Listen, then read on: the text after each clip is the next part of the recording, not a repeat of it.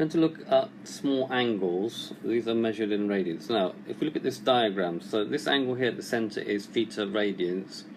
This is R, and this is R.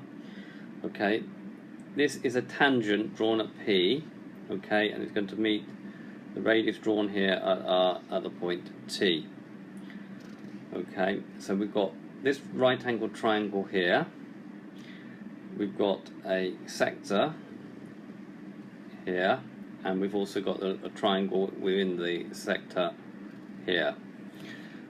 Okay, we know that tan theta will be the opposite side if we consider this right angled triangle, which is PT over R, and therefore from that we can say that PT is R tan theta. Considering the areas, the area of this triangle, which is triangle OPT, is bigger than the area of the sector, which is bigger than the area of triangle OPA.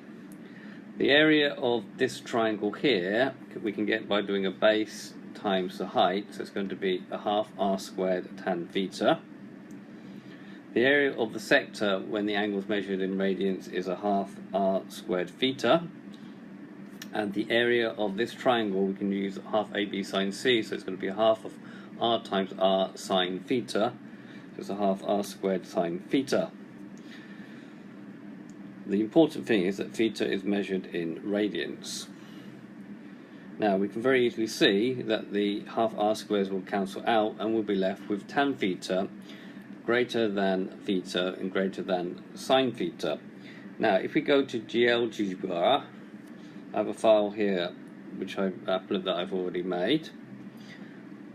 Okay, and if we move the slider, so we can see the values here. Tan theta is 2.57, that means the area, and the theta is 1.2 radians. Okay, and sine theta will be equal to 0.93.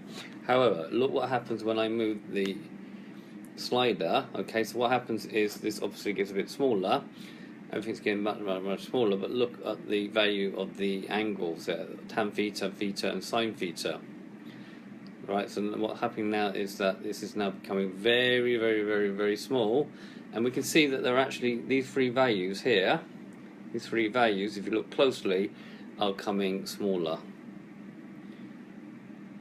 Not that one, they're virtually there, they are the same.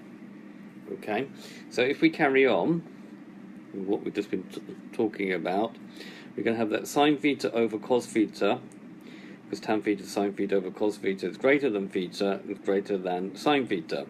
Now if we divide the whole thing through by sine theta, we get 1 over cos is greater than theta over sine theta, which is greater over than 1. Going back to the applet, okay, what we can see here, just move the slider back a bit, just move it back, okay, what we can see here at the bottom, because these are the values of 1 over cos theta, theta over sine theta, and we know that's 1, what we can see is that as this gets smaller, okay, 1 over cos theta is approaching 1, and 1 theta over sine theta is approaching 1. If you get very, very small, it will actually, it all will be 1, okay? So we can see that all these values must be equal to 1, which would imply that theta over sine theta, when theta gets very small, measured in radians, would also be equal to 1.